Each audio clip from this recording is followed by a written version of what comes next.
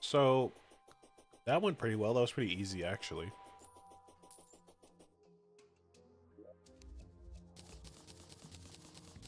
It almost feels like we've like pushed past how strong we should be at this point in the game. Like we spent all that time to build up our strength, and somehow we've like ended up past where we need to be at this point, if that makes any sense.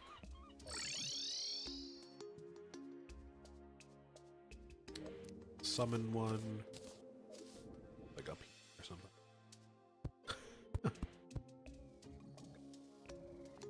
Put these diamonds away.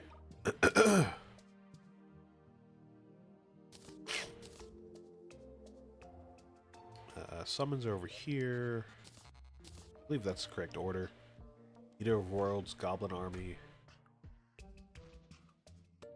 Brain of Cthulhu. I forgot about you. The Brain of Cthulhu is just the Crimson variant on the Eater of Worlds. It spawns in the same way. You just break 3 Crimson Hearts instead of 3 Shadow Orbs, which are found in the same kind of areas underground. Or you just craft the summon out of some vicious powder and vertebra rather than vile powder and rotten chunks. Same thing, just, for the crimson instead of the corruption. It might have different drops, though. We might want to actually fight this guy at some point if we want to get some drops. Let's see. We have the Rain in a Jar, which is just a pet summon, I believe.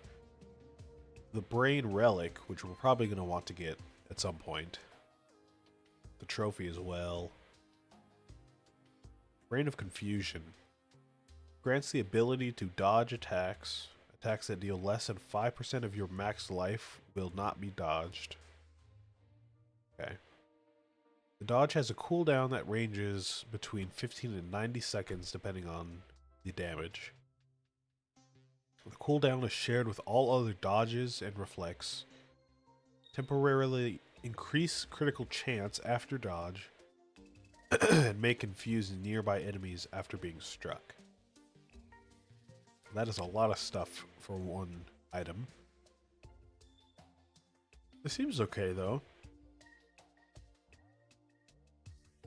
I wonder what the chance to dodge is, or if it's just that it will automatically dodge an attack if it's ready, and the attack happens to deal more than 5% of our life. Maybe that's what that means. Summons another pet. These are still the same ones that we've been seeing throughout the game. Stress pills we got from, I think, the Desert Scourge, or maybe King Slime. Can't really remember. Heart of Darkness. You constantly gain rage over time, and rage does not fade when out of combat. Okay. And Laudanum. Laudanum? Laudanum? Laudanum? Is that how you pronounce that? Converts certain debuffs into buffs and extends their durations. Debuffs that are affected are Darkness, Blackout, Confused, Slow, Weak, Broken Armor, Armor Crunch, Chilled, Ichor, and Obstructed. Holy, that is a lot of debuffs. That seems really nice.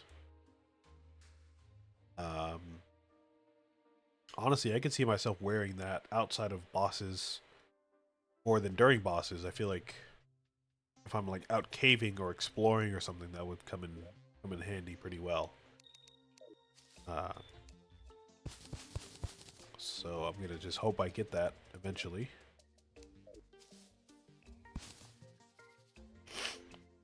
Seems like every boss has a small chance to drop either of those items, so not really sure it's that effective if we farm for a certain one.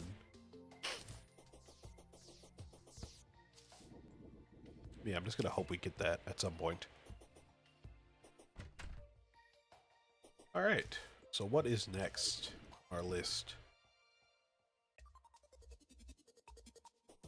Eater of Worlds, Goblin Army, Old One's Army, Dark Mage, which we just fought.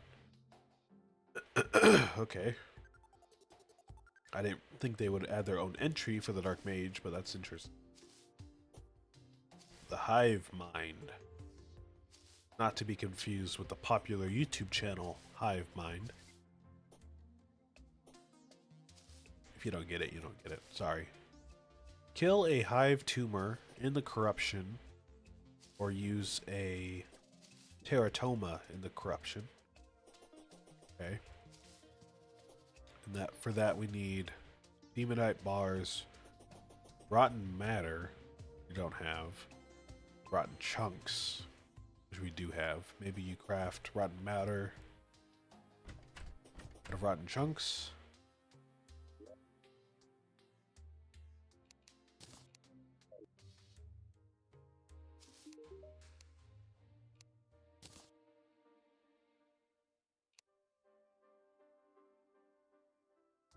No? No, I don't see it here.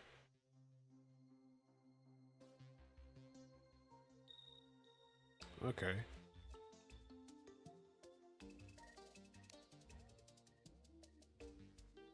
Huh. Okay, I don't know where we would get rotten chunks from then.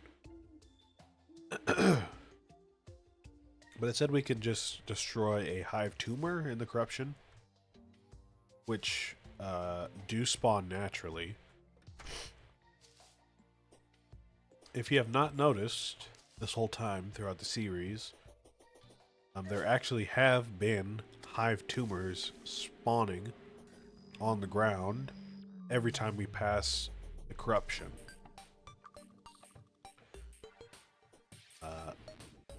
Apparently there's not any right now, but I'll go to one when I see one pop up here on this. Oh, there it is. Alright, so where is it? There it is, right there. On the ground there, if we just kill this thing on the ground, the hive tumor, if we just kill that, then the boss will just spawn. So I definitely don't want to do that right now. And it's, you know, it has enough health that anyone weaker than me at this point in the game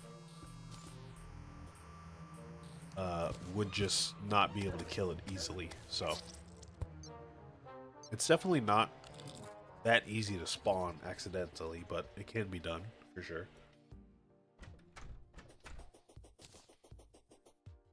But we're definitely going to want to make another arena before we do that, or somehow situate ourselves so we can kill the tumor and then head underground really quickly.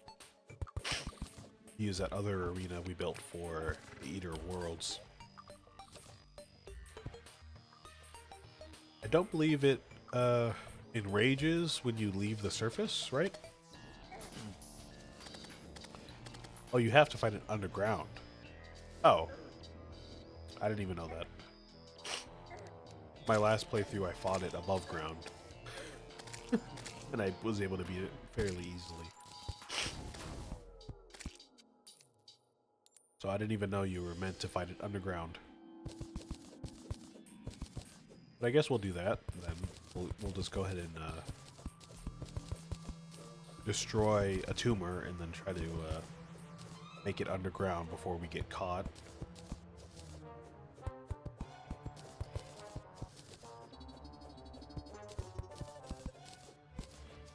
We're probably going to have to do some terraforming really quickly, if I had to guess, though, because I think there's only like one or two of these holes in the ground that actually lead,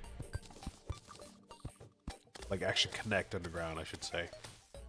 I think most of them actually stop before you actually reach the underground. So in all likelihood, we're going to have to do some terraforming, or just put like a little lid, like a dirt lid on top of all of these that don't connect. So we know which ones to avoid. Okay, this one does not connect.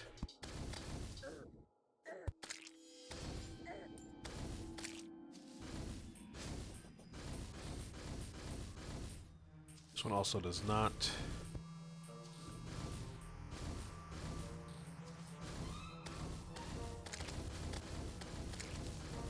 Does not.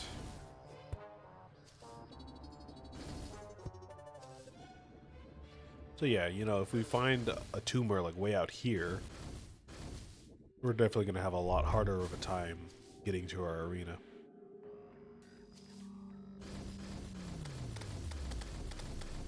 Oh. Oh, this one's good. Okay, so I guess worst case scenario, we would find one like out here by the desert. Just hop down here. And probably gonna have to do some, at least a little bit of landscaping, just to be able to run over here. Let's go ahead and get that done. Doesn't really take much, but a little bit goes a long way. We're talking about a boss fight.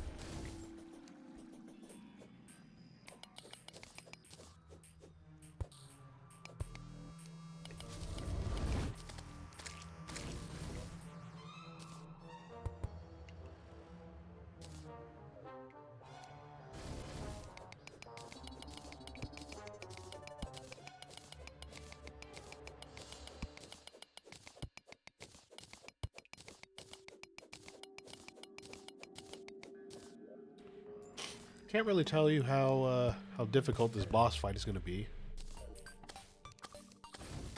Because like I said, I didn't even know you were supposed to fight it underground.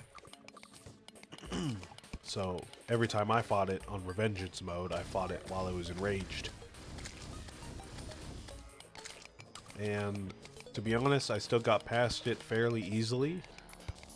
I guess it was a little tough the first like 2 or 3 times I fought it. I didn't expect it to be as fast as it was. So I ended up having to actually hollow out a lot of my corruption biome in order just to fight it. You know, to have enough room to fight it.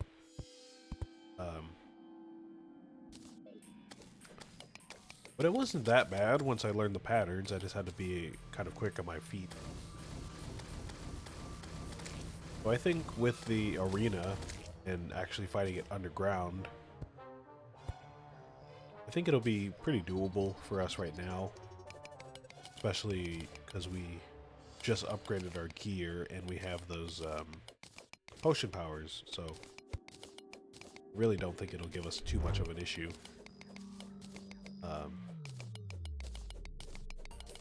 Could be wrong. Master Death mode could be on another level, for all I know.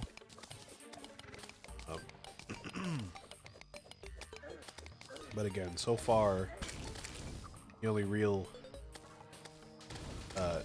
change in boss fights that we've had so far was King Slime. And everything else so far hasn't really been that much of an issue. So I don't think they would really change up the Hivemind out of all bosses. I don't know why they would change that one. But you never know.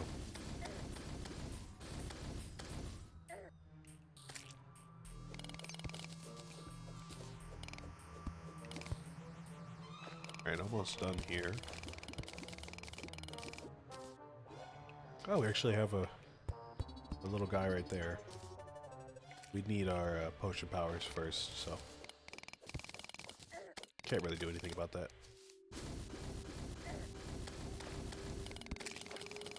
Now, of course, ideally, we would want to do the other side as well, so we could access the arena from either side easily. I'm gonna go ahead and grab our potion powers first. and only worry about that if we have to. This should be fine. I really am more worried about if we fight or if we destroy a hive tumor on this side of the corruption. Because the other side would be a lot easier for us to access our arena. I'm not too worried about that. Go ahead and grab our potion powers. Be able to drop most of this off the house.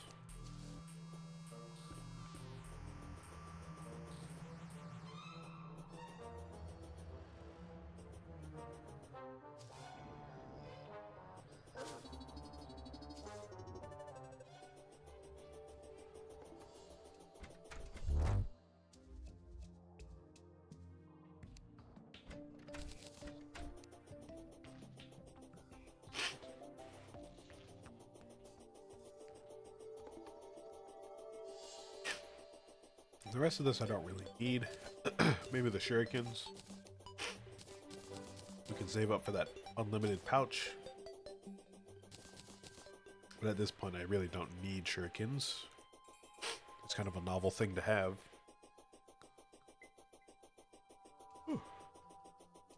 Alright.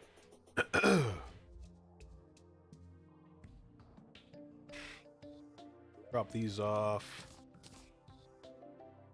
Grab our potion powers. Basically all of them. Archery, iron skin, swiftness.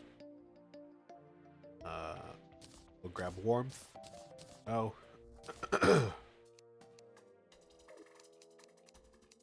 Yeah, we just gotta break one of those tumors. And the boss fight will start.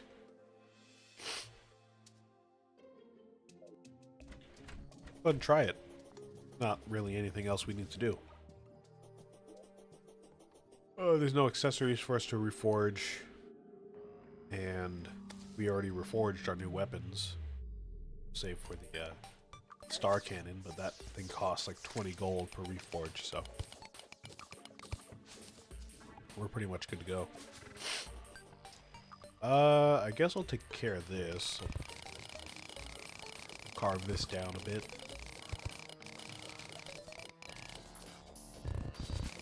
It's a little easier for me to walk on.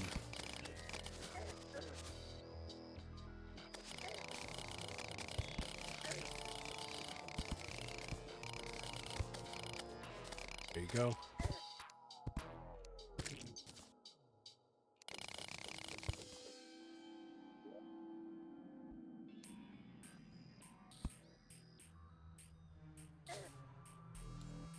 Okay.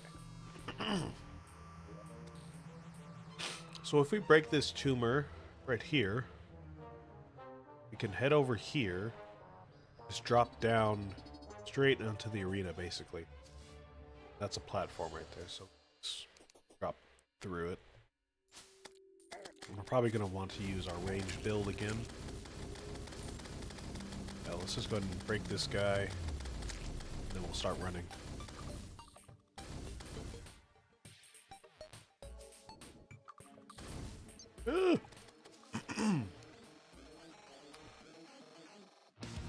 Alright. Music is going crazy. Oh my god. And now this is like our third underground boss in a row. I really didn't think they would put this many underground bosses in a row, but here we are.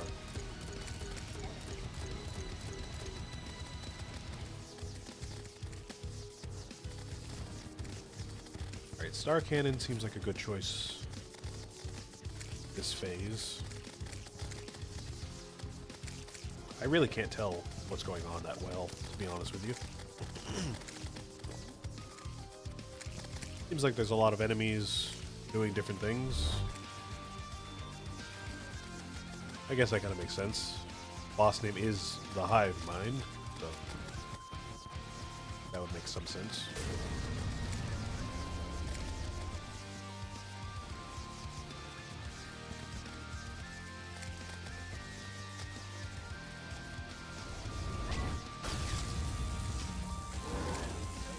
Oh, oh, oh! What are you doing? What are you doing? What's going on? So you're gonna circle around us and spawn these impossible to dodge vile thingies, spit vile, whatever that is. Alright. Okay, alright.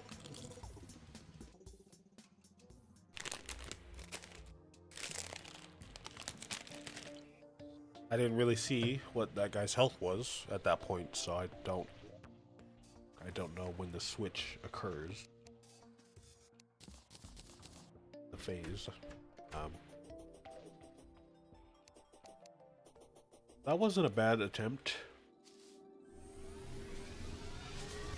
I think it might be kind of tricky to use this. I think it would deal a lot more damage than what we're doing with the Star Cannon, probably. But I think it might be kind of hard to hit a burst of shots while that thing is moving around, teleporting and everything, so.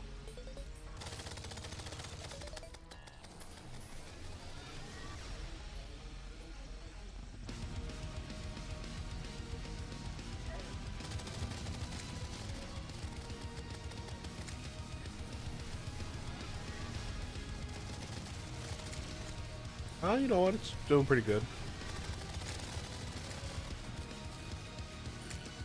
Star Cannon might be better because of the pierce it has, so we can take care of all these different little enemies at the same time. This is definitely working though. It's doing something.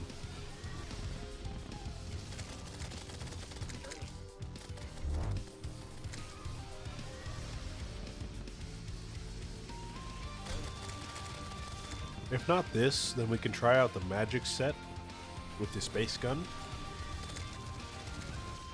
Because we would also have the granite core, which might help out a little bit.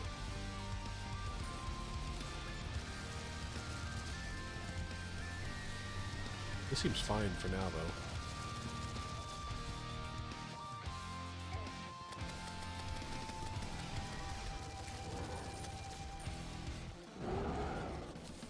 Oh, so you switch pretty early. That's like not even a quarter of your health gone yet.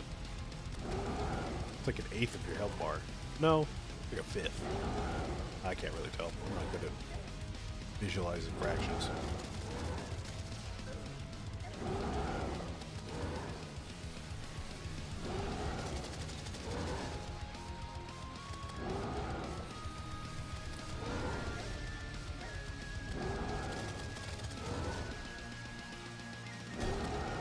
Okay, alright, so this is pretty tricky.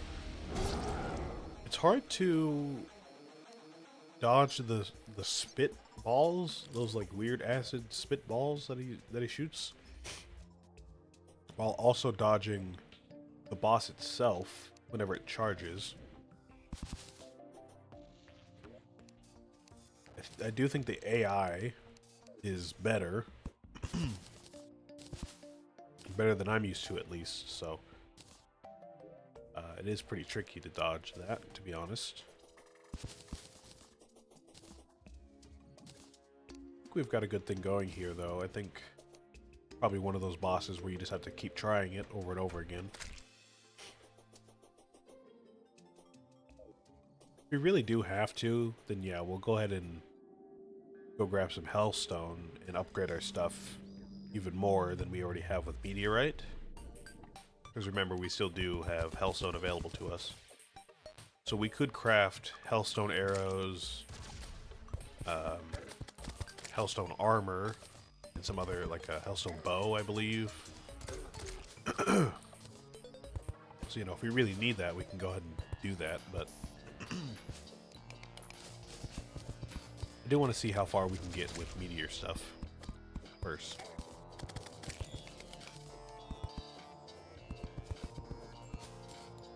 Okay. I think Star Cannon for the first phase of the fight is probably going to be best. Second phase of the fight, we're going to want to focus on dodging a lot. So it might be a good idea to stay with this armor set, or this outfit, because we get the speed boost from the this accessory here, the Magiluminescence, however you pronounce that, and we also have the Shield of Cthulhu. So we definitely have better movement with this build. But I will say, I do think it might be a little easier to move around and a little bit more automatic if we switch to the magic build and just shoot with the space gun. Because it shoots consistently, it shoots at a good rate, and it's a bit easier to tell what's going on instead of, you know, shooting this thing around, which creates more particles and more noise.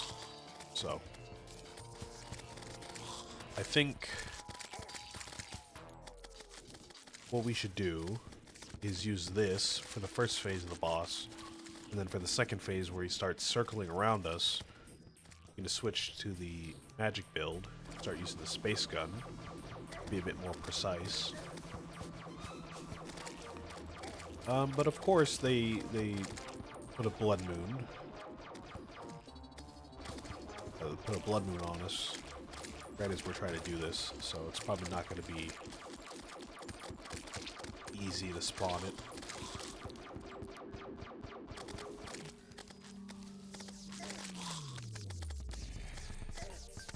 We're going to try anyways.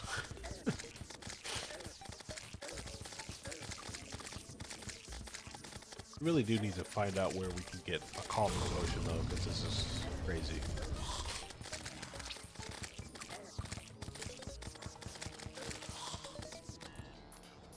Alright, let's go ahead and head down.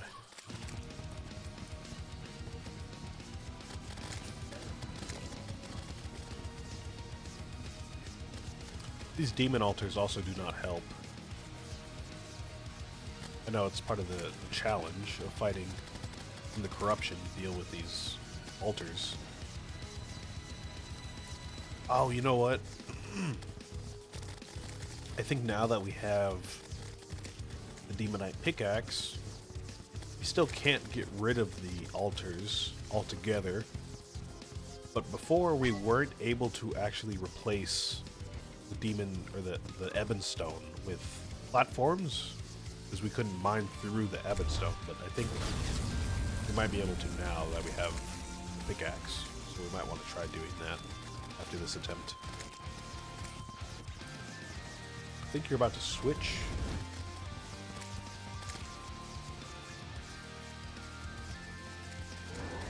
Yep. Okay. We'll switch to the space gun. And we'll just dodge a bunch, basically.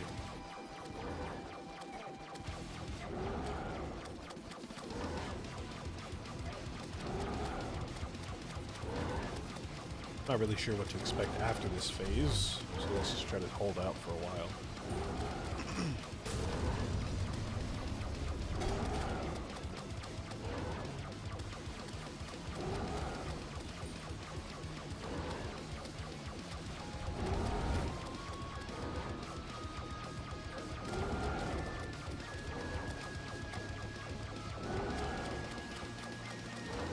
Almost at 50% health, still the same phase here. Oh, I thought it switched. That was a weird teleport. Okay. Alright. That was pretty good, though. Got a lot farther than it did before.